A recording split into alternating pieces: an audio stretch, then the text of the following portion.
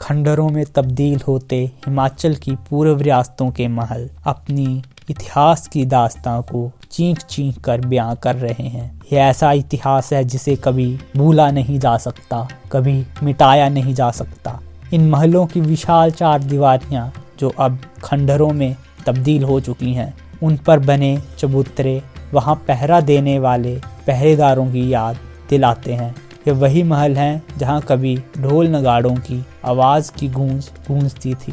ये वही महल हैं जहां कभी चहल पहल होती थी। आज हम जानेंगे आखिर कैसे हिमाचल प्रदेश की कांगड़ा रियासत से हरिपुर रियासत बनी, जिसका महल अब खंडर बन चुका है। चलिए जानते हैं। इसके लिए हमें 500 वर्ष पीछे लौटना होगा। 15वीं शताब्दी की बात है। एक दिन कांगड़ा रियासत के राजा हरिचंद हरसर नामक स्थान के जंगलों में शिकार करने के लिए जाते हैं। उनके साथ अन्य लोग भी थे, परंतु अचानक अपने दल से बिछड़ जाते हैं और एक सूखे कुएं में जा गिरते हैं। उनके दल के लोगों ने उन्हें ढूंढने का बहुत प्रयास किया, परंतु वह उन्हें नहीं ढूंढ पाए। इसलिए वह सारा दल राजधानी कांगड़ा लौट जाता है। जब 22 दिन बाद एक व्यापारियों के समूह ने उसी जंगल में डेरा डाला, तो वह व्यापारी अपनी पानी की तलाश में निकलते हैं तो उस कुएं के पास पहुंच जाते हैं, परंतु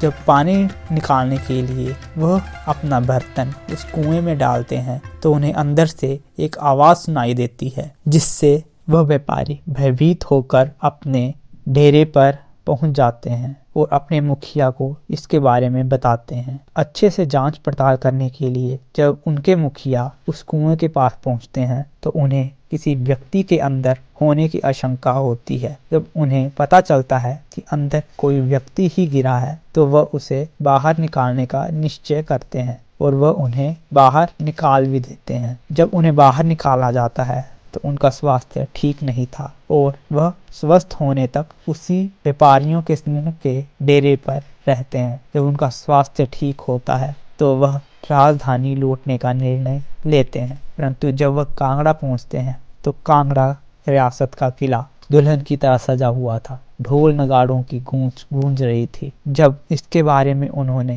एक व्यक्ति से पूछा कि यहाँ पर क्या चल रहा है, तो उस व्यक्ति ने राजा को कहा कि आज राजा हरिचंद के छोटे भाई करमचंद का राज्याभिषेक हो रहा है, क्योंकि राजा हरिचंद की मृत्यु हो चुकी है। उनकी धर्मपत्नी सती हो गई हैं। ये सुनकर वह उन्हीं कदमों से वहां से लौट जाते हैं बिना किसी विरोध प्रदर्शन के और गुलेर में जाकर एक कुम्हार परिवार के पास रहने लगते हैं। तो कुछ समय उपरांत उस परिवार के पास उनके रिश्तेदार जो कि कांगड़ा से आए, उन्होंने राजा को पहचान लिया और कहा, आप यहाँ पर क्या कर रहे हैं? आपको तो सभी जगह ढूंढा गया और उसके बाद आपके छोटे भाई करमचंद को कांगड़ा रियासत की राजगद्दी पर बिठा दिया गया।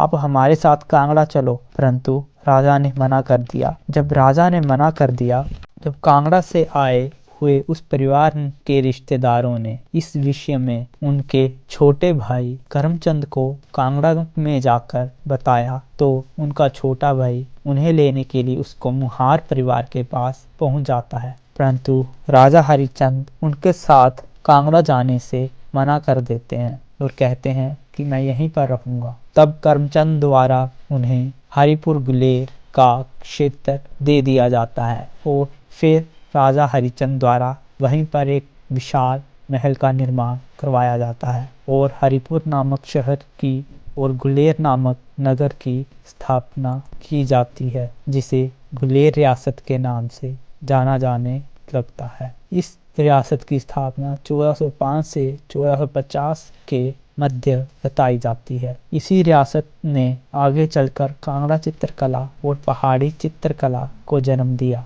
इसमें जिन व्यक्तियों का महत्वपूर्ण योगदान रहा, उनमें नैनसुख, मनकू, फत्तू, पंडित स्यऊ, जो कि उपरोक्त 3 चित्रकारों के शिक्षक और मार्गदर्शक थे। परखू पंडित स्यऊ का पुत्र भी एक कुशल चित्रकार था। इन्होंने रागमाला और 12 मासा के कई चित्र बनाए।